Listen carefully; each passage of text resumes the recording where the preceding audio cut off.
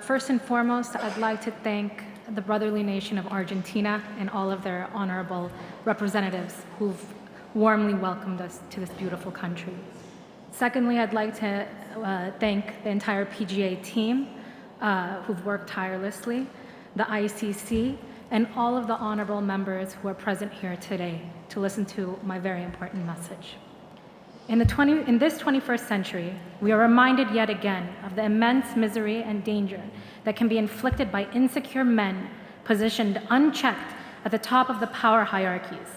From the crisis of Ukraine to that of the Uyghurs, from the women of Iran to the people of Afghanistan, Baluchistan, and many other regions of the world, it is hard to comprehend how human beings can inflict such unspeakable misery on other fellow humans. We hear Dr. Martin Luther King's famous quote, "Injustice anywhere is a threat to justice everywhere," screamed by the oppressed throughout the world over and over. But the powers of the world continue to ignore it. Based on this philosophy of universality of justice advocated by Dr. King, I wish to bring Your Excellency's attention to one of the biggest man-made human rights and humanitarian crises, the situation of Afghanistan. For more than 4 decades, Afghanistan has been in constant war and mayhem. But the last 2 decades, in spite of the imposed war and attacks by the Taliban on civilians, security forces, and infrastructure, Afghans managed to make strides in education, sports, culture, democratic processes, civil society, and economy. For the first time in decades, millions of girls got access to education from primary schools all the way to universities. Women were running successful businesses. They were competing for public offices. Almost 1/3 of Afghanistan's parliament was represented by women, of which I had the honor to be an elected member of. But the dreams and aspirations of Afghans were short-lived. On February 29, 2020, the United States signed a deal with the Taliban in Doha, in total disregard of the elected Afghan government, and leaving thousands of Afghan soldiers stranded on the battlefield without the much-needed US air support. On August 15, 2021, the US government, Afghan security forces on all fronts made a judgment call for retreat, as their main ally, the US government, was now party to an agreement with the Taliban. They had fought alongside each other for the last 20 years, but that was suddenly over. Consequently, the Afghan government collapsed and the Taliban took over the entire country. It is important to note that the Taliban, since their inception, were given training and safe havens in Pakistan. Without Pakistan's financial, medical, strategic, and tactical support, the Taliban insurgency would not have lasted this long. Last month, the United Nations Special Rapporteur on Afghanistan, Mr. Richard Bennett, presented his findings in his report of the Special Rapporteur on the situation of human rights in Afghanistan. On the issue of rights of women, he makes a stark remark, saying, "The Special Rapporteur expresses grave concern about the staggering regression in women and girls' enjoyment of civil, political, economic, social, and cultural rights since the Taliban took power. In no other country have women and girls so rapidly disappeared from all spheres of public life, nor are they as disadvantaged in every aspect of their lives." He further explains, the Special Rapporteur is deeply concerned about the numerous evolving rules that are affecting women and girls' rights. Examples include suspending girls' secondary education, enforcing mandatory hijab wearing, stipulating that women must stay home unless necessary, banning women from undertaking certain types of travel without a close male family member, mahram, revoking female lawyers' licenses, and demanding that women not wear colored attire. Of particular concern is the decree that male family members are punishable for women's conduct, effectively erasing women's agency and prompting increased domestic abuse. The Taliban continue to hunt down former ANDSF personnel. Afghan Peace Watch, APW, has been tracking violent incidents in Afghanistan since 2020. According to APW, there are reports of thousands of incidents relating to torture, killing, and forced disappearances of the former Afghan soldiers. Last year, the Human Rights Watch published a report citing incidents in only 4 out of the 34 provinces, saying Human Rights Watch's research indicates that Taliban forces have killed or forcibly disappeared more than 100 former security force members in just these 4 provinces in 3 months since their takeover of Kabul. These summary killings, violations of civil liberties, absence of an inclusive government, lack of international recognition, coupled with the worst humanitarian crisis, has led to the mass exodus of Afghans fleeing in every possible direction from their country for a nominal life. The Taliban government is not only failing to address any of these problems, but are using the crisis and holding an entire nation hostage to gain international recognition. They have not shown any willingness to pave the path for an inclusive government. They believe in a total hegemonic rule of a single group under a supreme leader that is responsive to no one. Prospects of international recognition remain bleak, considering that the majority of their cabinet members are on the UN Security Council's sanctions list. The Taliban have revitalized global jihadist aspirations. They have started major campaigns to promote their jihadist victory over the US and NATO. They have started working on hundreds of madrasas, religious schools, as alternatives to Afghan schools that were based on modern education. These religious schools will be used to brainwash Afghan kids to be used as future destabilizers of the region and the world. Religious fanaticism remains centered to the Taliban identity and politics. Last year, the Taliban Interior Minister, Sirajuddin Haqqani, the head of the notorious Haqqani network, boasted about how he personally trained and facilitated 1,050 suicide attacks in Afghanistan throughout the last 20 years. This is why both the Interior Ministry and Defense Ministry of Afghanistan have formal suicide squads. Besides that, we are witnessing a reemergence of Al-Qaeda, ISIS, and other international terrorist outfits in Afghanistan. Sectarian violence has also increased dramatically, and we have seen increased deliberate attacks against the Shiite Hazara community of Afghanistan. The pursuit of justice requires collective efforts by all of humanity, as outlined by Dr. King. Today, the Afghan people are suffering because they were thrown to the wolves by the international community.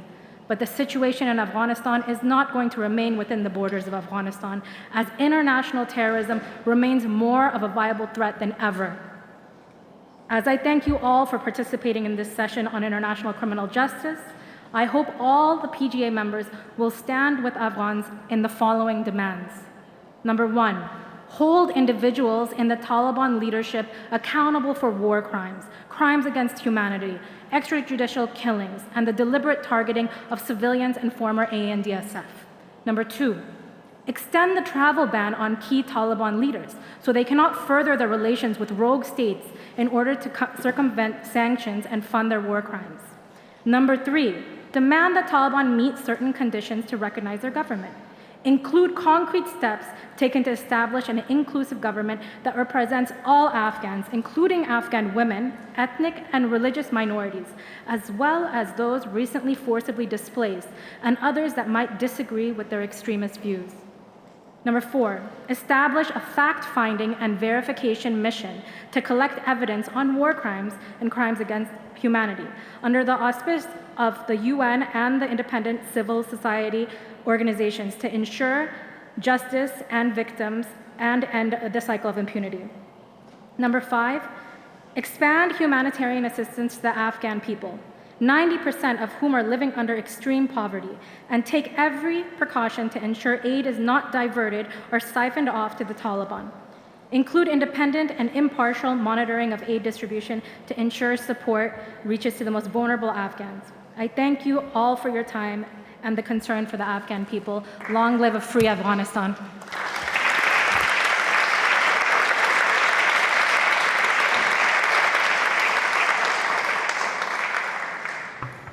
Let me first draw a parallel again between what Ali said and what you said. I think that collecting evidence about atrocities today is the basis for justice tomorrow. In Ukraine, in Afghanistan, in Iran, wherever you mentioned other countries where we have these problems. And even if it will take some time, it will take some months or maybe years, justice will be the victory at the end. And as a kind of symbolic commitment with your demands for PGA and PGA members, let me borrow you some color with the Taliban. Thank you. Thank you.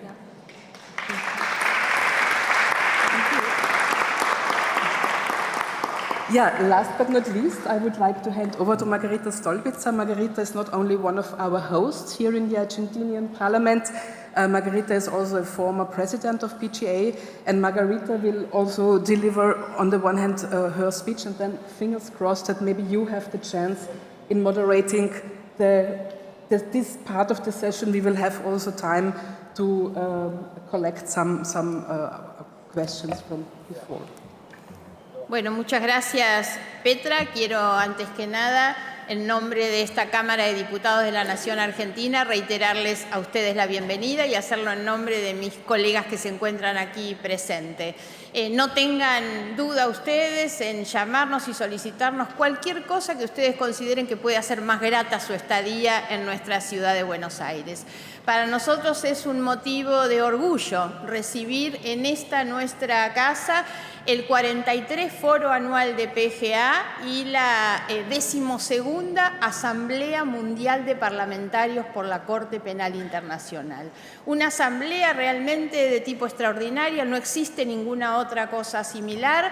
PGA es una organización mundial de parlamentarios, la única con estatus consultivo frente al Consejo Económico y Social de Naciones Unidas, y esto pone de relevancia la importancia que tiene esta reunión. Lo pone también de relevancia la asistencia que destaco de parlamentarias y parlamentarios que han llegado de todo el mundo, conmovidos sin ninguna duda por los temas que estamos tratando en estos 2 días.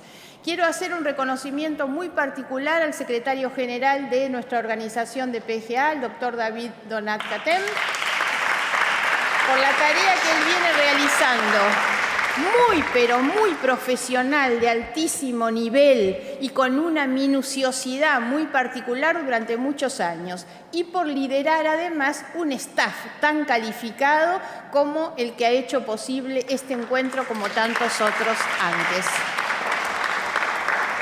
Quiero agradecer también de manera particular a todas las áreas de esta Cámara que han hecho posible la realización de este encuentro de hoy y obviamente de mañana, que es un día feriado, un día sábado para nosotros, día de descanso de trabajadores y trabajadoras de esta casa, que sin embargo vendrán a ayudarnos también en el día de mañana.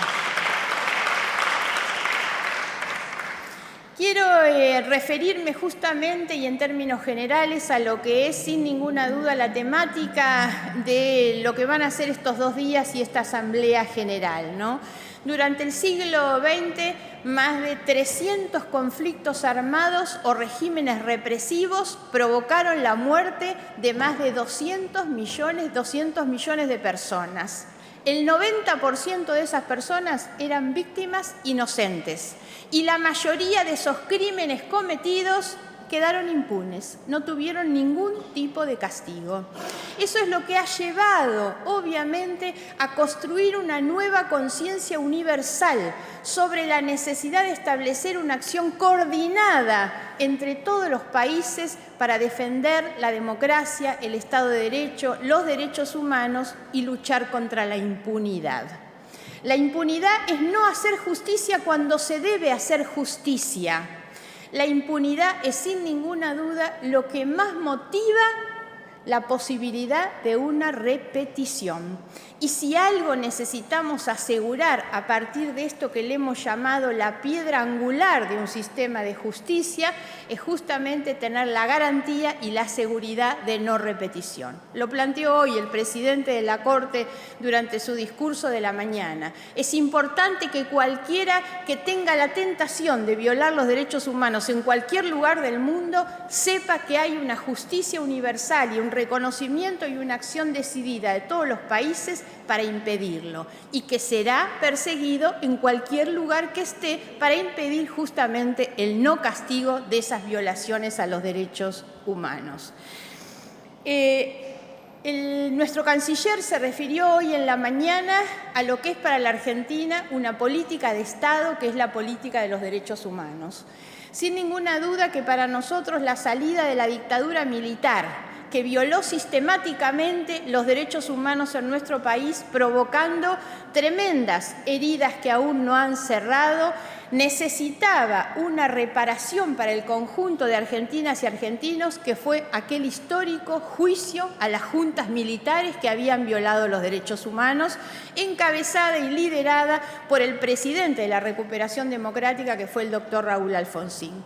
Pero lo que se instaló a partir de aquel momento fue un compromiso mucho más fuerte de la Argentina, que siguieron todos los gobiernos y de todos los signos políticos. Esa es una política de Estado. Son aquellas que se comprometen a continuar cualquiera sea el signo político del gobierno.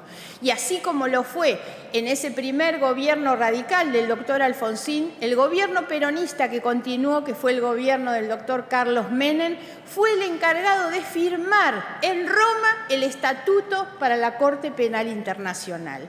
Eso abrió otro antecedente que fue también continuado con un compromiso muy importante de los gobiernos que siguieron. Fue el doctor Eduardo Duhalde el que constituyó un grupo de expertos para empezar a trabajar y mirar cómo se iba a incorporar esa nueva legislación en nuestro sistema positivo. Fue durante los gobiernos de Néstor Kirchner y de Cristina Fernández que se sancionaron las leyes de implementación, leyes que sabemos son el deber jurídico que los Estados asumen para hacer efectiva justamente la acción de la Corte.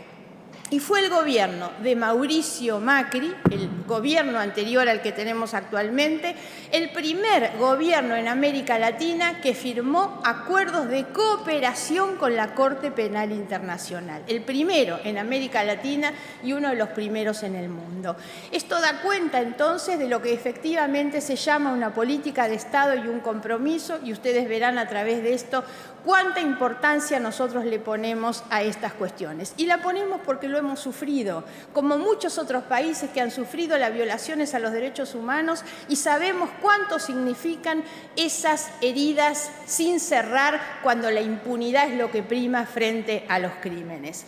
Hablamos de tener una piedra angular porque justamente como lo que se trata, y este es el compromiso de los países democráticos que están aquí representados por parlamentarios y parlamentarias, es conseguir un marco de convivencia pacífica, la paz y la seguridad internacional, pero que requieren siempre, sí o sí, del establecimiento de un Estado de Derecho que implique el funcionamiento de una justicia eficaz e independiente que no permita la violación de los derechos fundamentales. Por eso se trata de una piedra angular, porque no habrá paz ni seguridad si no tenemos justamente esa garantía de no impunidad. En el año 98, entonces, se firma el Estatuto de Roma a partir de esa decisión de la acción coordinada de los países, y a partir de ahí se pone en vigencia esta Corte Penal sobre la cual se constituye lo que se llama un sistema. El tema de nuestro panel es justamente qué implica que esto es un sistema. La Corte no viene a reemplazar, a destituir, a despojar de poder a ninguna de las justicias nacionales. Al contrario, como se planteó hoy durante la mañana, se rige por lo que se llama el principio de la complementariedad, que está en el propio preámbulo del Estatuto de Roma y que establece que la jurisdicción de la Corte recién se habilita cuando las justicias nacionales de los países no quieren o no pueden actuar. Pero ¿cuál es el sentido importante del funcionamiento de este sistema, que necesita siempre de una justicia nacional decidida a investigar? Hablamos siempre de los crímenes más atroces, los crímenes que no solamente victimizan a las personas o a los países, sino a la conciencia de la humanidad en su conjunto, los que agravian a la humanidad en su conjunto. Para eso se requiere entonces la complementariedad de sistemas de justicia nacionales y de esta jurisdicción internacional, que, como dije, recién va a actuar si la nacional no puede o no quiere hacerlo. Esto habla de la complementariedad. Y habla también de un triunfo del multilateralismo, que es la decisión que los partidos en ejercicio de sus soberanías toman para actuar en conjunto con otros. Esto es lo que hace y permite cerrar el funcionamiento de un sistema, pero que además va a operar positivamente hacia adentro de nuestros países, porque esto implica hacia nuestros países el esfuerzo para tener un mejor sistema de justicia nacional. El esfuerzo de los países va a hacer que las justicias nacionales dentro de ese funcionamiento del sistema sean más eficaces, sean más independientes y sean las que, por supuesto, garanticen antes que nada la persecución y el castigo en el caso de esos crímenes. Existe además en el Estatuto todo lo que implica la admisibilidad de los casos y también le otorga a los países la posibilidad de una acción de impugnación cuando los propios países estuvieran entendiendo que ellos están en condiciones de hacer el juzgamiento. También hay otro elemento que nos permite definir a la Corte como el funcionamiento de un sistema. Se habló hoy durante la mañana y hemos tenido las presentaciones que han hecho. Hablamos de la Corte como un sistema orgánico que está formado, hoy escuchamos a su presidente, una fiscalía, una secretaría, la primera instancia, las cuestiones preliminares. Hablamos de todo esto que es un sistema organizado de funcionamiento permanente. Esta es la otra gran característica que tiene este tribunal, que no es ya un tribunal ad hoc como los que habíamos conocido antes. Es un tribunal de carácter permanente, que no permite la acción retroactiva, sino solamente de aquellos crímenes que se cometan después de la puesta en funcionamiento. Y se complementa también el funcionamiento de este sistema orgánico con la existencia de la Asamblea de los Estados Partes. Tenemos aquí el honor de contar con la presencia de la presidenta, nuestra compatriota, la doctora Silvia Fernández.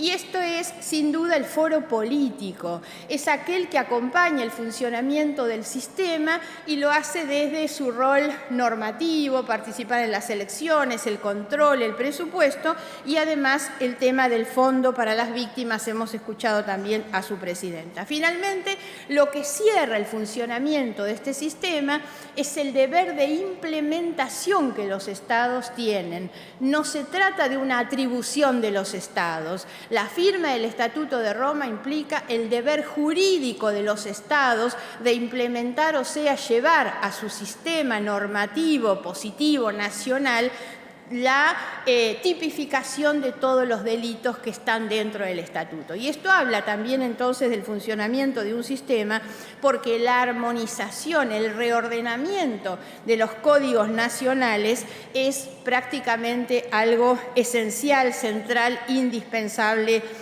para esto. Los estándares que establece el Estatuto de Roma se utilizan como un piso, salvo en el caso de los delitos sexuales, que son un piso realmente muy alto.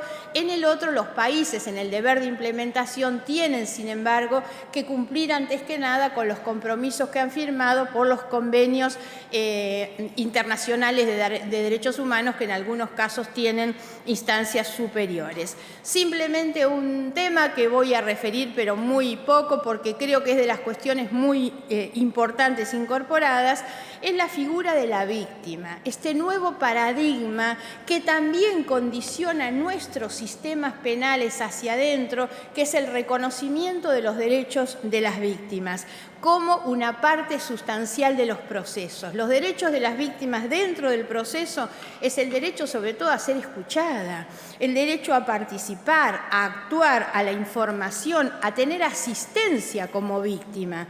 Tienen el derecho de protección y tienen además, se habló ya de esto, el derecho a la reparación, que incluye rehabilitación, restitución, indemnización, y voy a terminar con esto. El derecho más importante de la víctima es el derecho a no repetición. Y ahí reside, sin ninguna duda, el enorme valor que tiene este sistema de justicia universal, que es garantizar la sanción para la no repetición de estos crímenes que agravian la conciencia universal. Muchas gracias.